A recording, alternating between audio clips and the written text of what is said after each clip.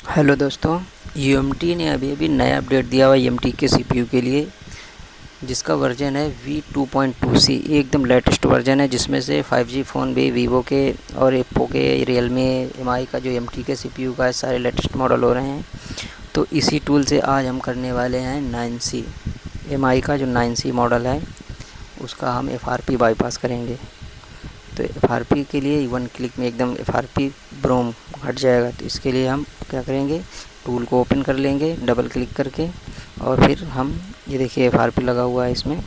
तो इसके लिए हमको क्या करना है, फ़ोन को स्विच ऑफ कर लेना है। पावर बटन दबाकर फ़ोन को हम स्विच ऑफ करेंगे और टूल को ओपन कर लेंगे।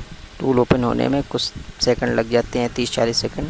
तो इसको हम एग्री करके अब हम यहाँ से ब्रांड सेलेक्ट करेंगे Xiaomi, और यहाँ से 9C मॉडल सेलेक्ट कर लेंगे 9C, और यहाँ पर फॉर्मेट फंक्शन पर जाकर एफआरपी पर सेलेक्ट करेंगे।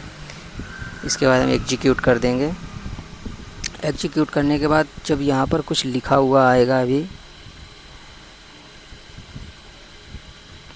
ये देखिए दोस्तों, Xiaomi Redmi 9C लिखा है। अब हम इसको वॉल्यूम माइनस और प्लस बटन एक साथ दबाकर केबल को इंसर्ट कर देंगे, और ये देखिए हमारा प्रोसेस चालू हो गया।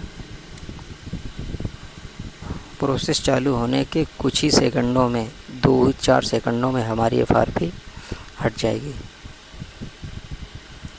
बिना किसी एरर के। दोस्तों कभी कभी अगर इसमें एरर आता है तो हमको क्या करना है, हैंडशेक का एरर आता है। इसके लिए हमें फ़ोन को खोलना है और बैटरी के पत्ते को निकालना और दोबारा लगा करके हम इसको इसी प्रोसेस से फिर से कर देंगे, तो हमारा हो जाएगा। कभी कभी आ जाता है तो कर देंगे, नहीं तो ऐसे ही हो जाता है। देखिए दोस्तों, हमारा एफआरपी रिमूव हो गया, एफआरपी लॉक ओके हो गया। तो ये देखिए mu version 12, 9C mu version 12 है। अब इसको हमको लैंग्वेज सेलेक्ट करनी है, कंट्री सेलेक्ट करनी है। सब कुछ सेलेक्ट करने के बाद नेक्स्ट नेक्स्ट करके इसको हम एग्री कर लेंगे सब कुछ।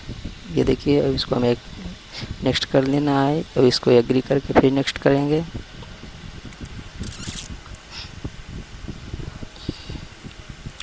इसी तरह से अब यहाँ पर कोई नेटवर्क नहीं सिलेक्ट करेंगे, ना ही सिम डालेंगे, हम इसको ऑफलाइन ही सेटअप करेंगे।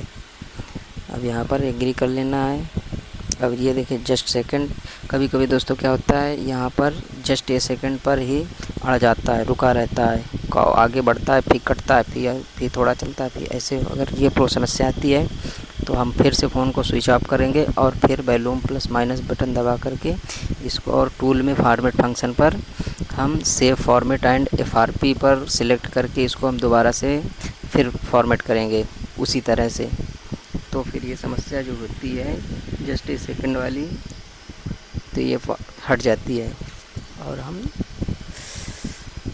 और ये देखिए दोस्तों, हमारा सेटअप कंप्लीट हो गया।